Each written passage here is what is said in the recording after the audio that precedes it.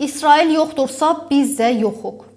İsrailin Eurovision mahnı müsabiqəsində iştirakdan kənarda qalması qalmaqal olardı. Bunu Almaniya kansleri Friedrich Merz deyir. Mən hətta belə bir şeyin müzakirə edilməsini də uyğun hesab edirəm və İsrail bu cəmiyyətin bir hissəsidir. Təl-Əviv müsabiqədən çıxarılsaydı biz də imtina etmək olacaqdıq Avroviziya mahnı müsabiqəsindən deyə o bildirib. Qeyd edək ki, noyabrda Avropa Yayım Birliyi İsrailin may ayında Viyanada keçiriləcək 2026 Avroviziya mahnı müsabiqəsində iştirakını müzakirə etmək üçün xüsusi onlayn iclas keçirməyi planlaşdırır və bu xəbərin fonunda sizə xatırlatma edim ki, yalan Türkiyə mediasında da saxta bir məlumat yayılmışdı ki, bunu əslində Merzin həqiqətən də fikirləridir, amma bizim adımızdan da belə bir yalan bir məlumat çıxarılmışdı. Türkiyə mediasında biz bunun şahidi olduq. Saxta, təxribat xarakterli xəbərlərin və Azərbaycanın da göya İsrailin iştirak etməməsi fonunda özü də iştirak etməyəcək və İsrailin iştirakını dəstəkləyir. Ümumiyyətlə Azərbaycan bu məsələdə bir fikir bildirməmişdi, bir mövqe ortaya qoymamışdı. Amma bu cür saxta xəbərlərin yayıldığını müşahidə etdik və bu da bir vasitə idi. Yəni Azərbaycan-İsrail münasibətlərinə toxunmaq, bunu gündəmə gətirmək, müxtəlif qüvvələrin sifarişi ilə həyata keçirilən bir məsələlər idi və həmin Türkiyədə fəaliyyət göstərən həmin sosial şəbəkələr vasitəsilə, həmçinin saytlar, nüfuzlu nəşrlər vasitəsilə bu həyata keçirildi və həmçinin də bu mövzudan istifadə edərək Azərbaycan-Türkiyə münasibətləri, Azərbaycanın regionda artan nüfuzlu əlaqələri və hamısına xələl gətirmək məqsədi güdür və bütün bunlara qarşı da artıq Türkiyədə araşdırmalar başlayıb və nəticələrini irəliləyən zamanlarda müşahidə etmiş olacağıq. Bu ölkələr hərbi toqquşmaya gedir. 3-cü Dünya müharibəsi artıq başlayır. Serbiya prezidenti Aleksandr Vučić dünyada vəziyyətin getdikcə gərginləşdiyini bildirmişdi və artıq o bütün dünyanın xaos içində olduğunu, çöküş içində olduğunu vurğulamışdı öz çıxışlarında və politoloq Zülya Qarayeva bu məsələdə deyir ki, bir tərəfdən artıq bu cür bəyanatlar liderlərin daxili auditoriyaya mesaj vermək, ictimaiyyəti səfərbər etmək və öz mövqelərini möhkəmləndirmək məqsədi daşıyır. Digər tərəfdən isə hazırda biz beynəlxalq münasibətlər sistemində müşahidə olunan qeyri-sabitlik və toqquşma meyllərinin də real əksidir. Yəni həm özünü qorumaq məqsədi də daşıya bilər, həmçinin də reallıq fonunda da biz dünyada baş verən müharibələri görürük. ABŞ, Çin və Rusiya kimi böyük güclər arasında rəqabətin dərinləşməsi, enerji, ticarət və təhlükəsizlik sahəsində yaranan qarşıdurmalar, eləcə də regional blokların silahlanmanı artırması yeni müharibə narahatlıqlarını da gücləndirir və artıq biz bunu müasir beynəlxalq münasibətlər sistemində diplomatik dialoqun zəifləməsi və qarşılıqlı etimadsızlığın artması da danışıqlara təsir eləyir deyə politoloq öz fikirlərində belə bildirib.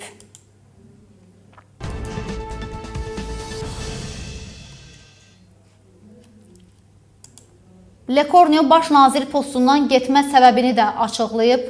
Bugün istefa verən Fransanın baş naziri Sébastien Lekornyo istefasının səbəbləri ilə bağlı açıqlama verib. Xarici media bu barədə məlumat yayıb. O ölkədə əsas idarəetmə prinsiplərinə riayət olunmadığı şəraitdə hökumətə başçılıq edə bilməyəcəyini deyib. Siyasətçi onu vəzifədə qalmasını qeyri-mümkün edən 3 əsas səbəbi qeyd edib. Birincisi, siyasi partiyalar konstitusiyanın parlamentdən yan keçməklə qərarların qəbul edilməsinə imkan verən 49.3-cü maddənin tətbiqindən imtinanın səbəb olduğu dərin uçuruma və dəyişikliklərə çox vaxt məhəl qoymur. İkincisi, partiyalar elə davranırdılar ki, sanki Milli Assambleyada mütləq çoxluğa malikdirlər. Üçüncüsü, hökumətin tərkibi kifayət qədər çevik olmadı və partiyaların gələcək prezident seçkiləri ilə bağlı ambisiyalarının artmasına səbəb oldu deyə məlumatda bildirilir.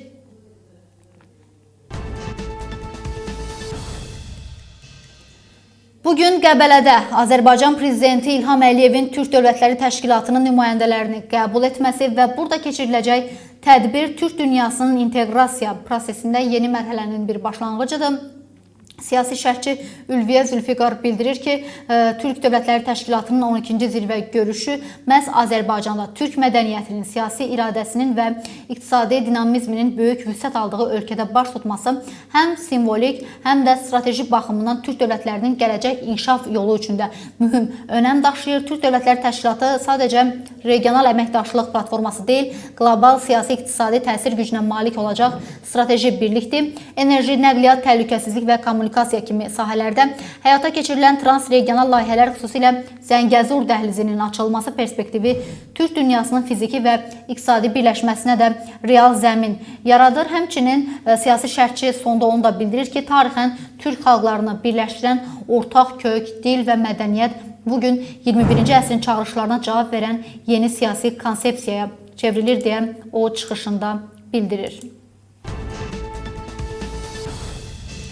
Dəyərli izləyicilər, davam edirik. Siz isə kanalımıza abunə olmağı, canlı yayımımızı bəyənməyi və öz dəyərli fikirlərinizi də bizimlə bölüşməyi unutmayın. Beləliklə daha geniş auditoriyaya çata bilər paylaşdığımız xəbərlər. Putin ad gününü belə keçirəcək.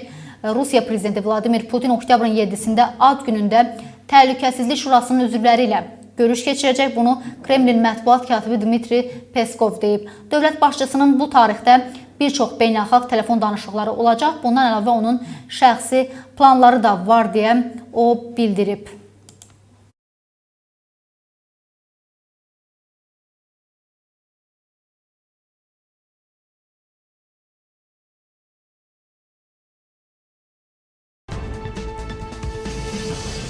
Əziz tamaşaçılar, ətlə bağlı bir xəbərdarlıq yayılıb, yeni təhlükə var. Qurum çağırış etdi.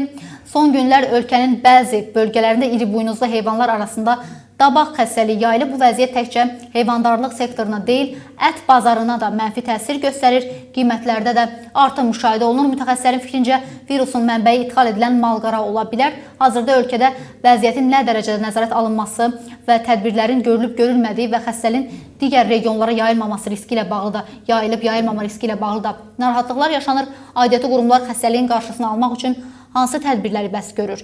Profilaktik işlərə başlanılıb, yoxsa proses hələ də nəzarət kənarındadır? Aqrar Xidmətlər Agentliyi bu barədə bildirir ki, dabaq eti yoluxucu virus xəstəliyidir və bütün dırnaqlı heyvanlarda əsasən iri xırdabuynuzlu heyvanlarda rast gəlinir. Virus ağız boşluğunda, məmə uclarında və dırnaqlar arasında ağrılı yaralar yaradır və yüksək hərarət və məhsuldarlığın kəskin azalması ilə müşahidə olunur. Bəli, ümumiyyətlə elə bir dönəmdəyik ki, yediyimiz qidaları da artıq şübhə ilə yanaşmağa başlayırıq. Onlara sağlamlıq cəhətdən o qədər süni, kimyəvi qatıqlar əlavə olunur və həmçinin də ət məhsulları da xüsusilə riskli bir məsələdir ki, orada heyvanların da xəstəliyi ola bilər və həmçinin də əlavə vurulan dərmanlar. Bunlar hamısı ilə insanda da müxtəlif sağlamlıq problemlərinə gətirib yol açır. Hətta bütün bunların fonunda qiymət artımı da bir tərəfdən həyata keçirilir. Bəli, biz nəinki sağlam qidalanma, bir tərəfdən də artıq xərc ödəyərək, ümumiyyətlə hər sahədə artıq qiymət artımının şahidi oluruq, təəssüflər olsun ki, və bu da hər kəsin büdcəsinə uyğun olmur. Rusiya lideri Vladimir Putini beynəlxalq səhnədə bacarıqlı oyunçu olduğu üçün tərifləyirəm. Bunu Ukrayna prezident ofisi rəhbərinin keçmiş müşaviri Aleksey Arestoviç deyib. Onu bacarıqlı oyunçu kimi tərifləyirəm. Demirəm ki, o təqlid olunması bir idealdır və ya o müqəddəs təyin edilməli olan son dərəcə etik bir insandır. Deyirəm ki, bu gediş edən oyunçudur. Həmişə deyirəm, eyni gedişləri edin, mən də səni tərifləyəcəm. Rusiya prezidentinin yerində olsaydım, ən azı xarici siyasətdə Putindən daha sərt olardım. Putin yaxşı vəziyyətdədir və heç vaxt razılaşmaları pozmur. Rusiya prezidenti əvvəllər qərb yönlü siyasətçi olub, o bildirib. Arestoviç qeyd edib ki, Putin qarşısına qoyduğu məqsədlərə bir-bir nail olur deyə o açıqlamasında qeyd eləyir.